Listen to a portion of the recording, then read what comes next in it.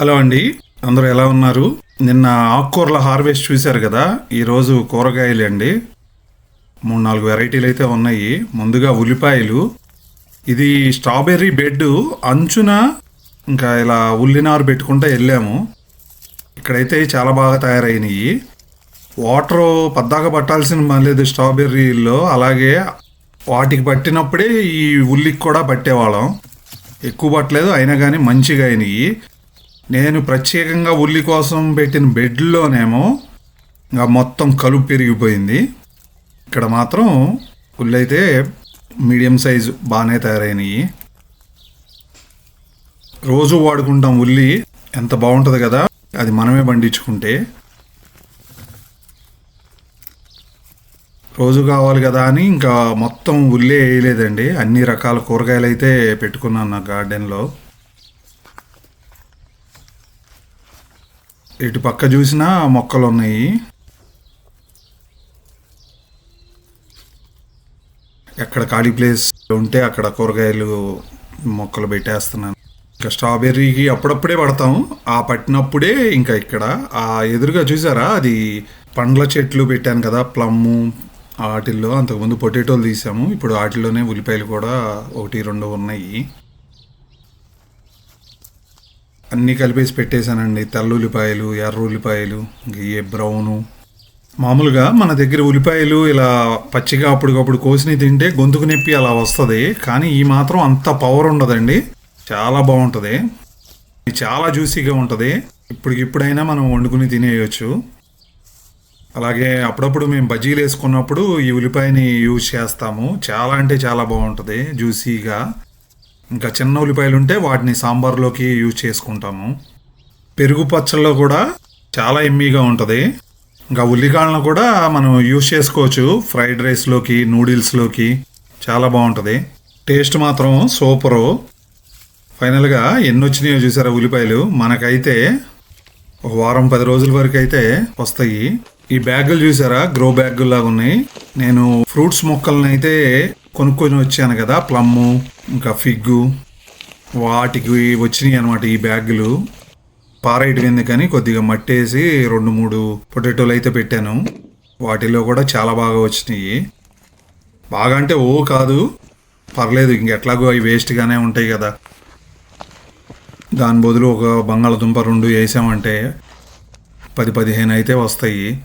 కొన్ని medium size వచ్చినాయి. అలాగే కొన్ని బేబీ పొటాటోస్ లాగా చిన్నగా ఉన్నాయి.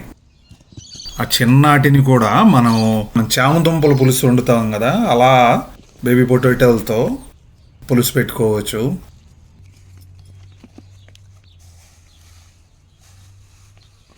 ప్లాస్టిక్ కవర్లో కూడా ఇచ్చాడు ఒక మొక్కని. దాంట్లో కూడా 2 పొటాటోలు అయితే వేసాను. వీటిలో అయితే బాగానే సైజ్ అయితే తయారైనవి. బ్యాగ్ను పైకి లేపుదామంటే అది కింద నుంచి చిరిగిపోతుంది. అందుకని ఇంకా అక్కడే ఉంచేసి పొటాటోలు అయితే ఏరేసాము. వాటిల్లో ఇంకా చిన్నవి ఉన్నాయి అనుకోండి, అవి తీసి మళ్ళీ వేసేసేయచ్చు బెడ్లో. ఇంకొక 3 నెలలు అయితే ఉంది అనుకోండి, మళ్ళీ తయారవుతాయి 3 నెలల లోపల. ఇంకా వస్తే లేకపోతే లేదు. ఆ చిన్నాటిని మనం పీల్ చేసి ఏం చేసుకోలేం కదా. అలాగే ఈరోజు కొన్ని టమాటాలు అయితే పండినాయి. 5-6 రకాల వెరైటీలు అయితే పెట్టాను. కొన్ని మాత్రమే పండినాయి.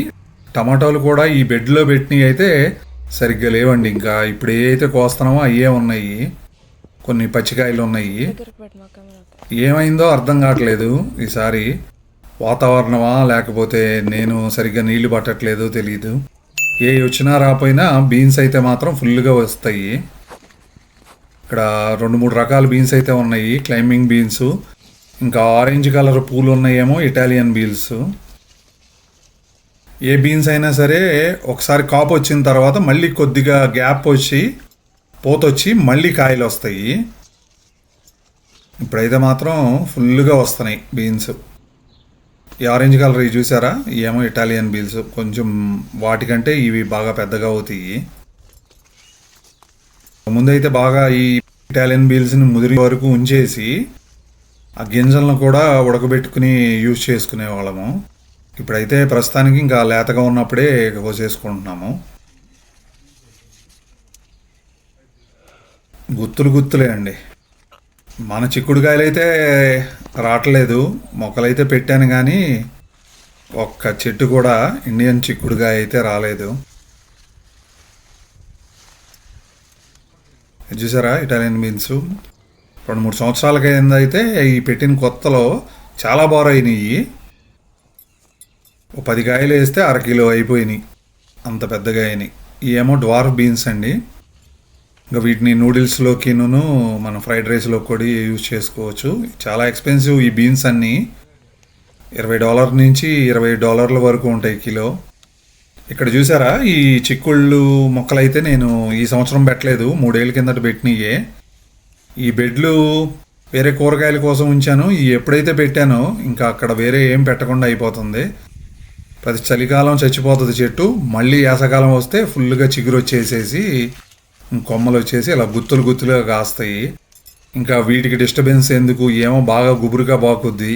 ఇంకా వేరే మొక్కలు పెట్టినా కానీ ఉపయోగం లేదు, నీడైపోయి బతకవని చెప్పి ఇంకా వదిలేశాను. అంతకుముందు ఈ బెడ్లో అయితే గోంగూర మొక్కలు పెట్టాము.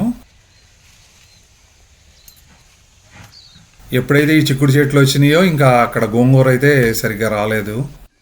ఫైనల్గా ఈరోజైతే చూడండి ఎన్ని ఉల్లిపాయలు వచ్చినాయో, ఎరుపు, తెలుపు, బ్రౌను 3 రకాలు. హ్యాపీ ఉల్లిపాయలు అయితే. ఇంకా టమాటాలు అయితే కొన్నే వచ్చినాయి. ఇంకా బీన్స్ కూడా ఫుల్ హ్యాపీ అనమాట, చాలా బాగా వచ్చినాయి. పొటాటో కూడా అన్ని రకాల సైజులు వచ్చినాయి, బాగా వచ్చినాయి. హార్వెస్ట్ అయితే బాగానే ఉంది. నేను పెట్టే ఈ వీడియోలను చూసి ఇంకెవరన్నా ఇంట్రెస్ట్ ఉంటే కనుక గార్డెనింగ్ అయితే స్టార్ట్ చేయండి. ఫస్ట్ 2-3 వెరైటీలతో స్టార్ట్ చేయండి, తర్వాత ఇక పెంచుకుంటే వెళ్ళండి మీకు ఇంట్రెస్ట్ వస్తే. బీన్స్ అయితే కేజీ 300 గ్రాములు వచ్చినాయి.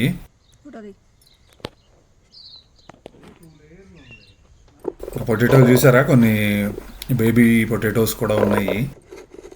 అన్నిటినీ సాగ్రిగేట్ చేసాము సైజుల ప్రకారం, అంటే జస్ట్ ఊరినే చూస్తానికి బాగుంటుందని చెప్పి. 3 కిలోల 700 గ్రాములు వచ్చినాయి. అంతకుముందు 15 కిలోలు వచ్చినాయి 2 హార్వెస్ట్లో కలిపి. దీంతో కలిపి 18.5 కిలోలు 3 హార్వెస్ట్లో కలిపి ఈ సీజన్లో. ఇంకెన్ని వస్తాయో చూడాలి, ఇంకెందుకంటే అక్కడక్కడ ఉన్నాయి ఇంకా పొటాటోస్ కూడా. ఉల్లిపాయలు ఊరినే జస్ట్ వెయిట్ చేస్తున్నాం. కేజీ 700 గ్రాములు వచ్చినాయి.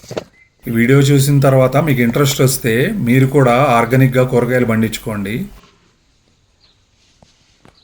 మీకు వీడియో కనుక నచ్చితే ప్లీజ్ లైక్. మరిన్ని అప్డేట్స్తో మళ్ళీ కలుద్దాం. థ్యాంక్స్ ఫర్ వాచింగ్ ఆస్ట్రేలియాలో తెలుగు అబ్బాయి యూట్యూబ్ ఛానల్.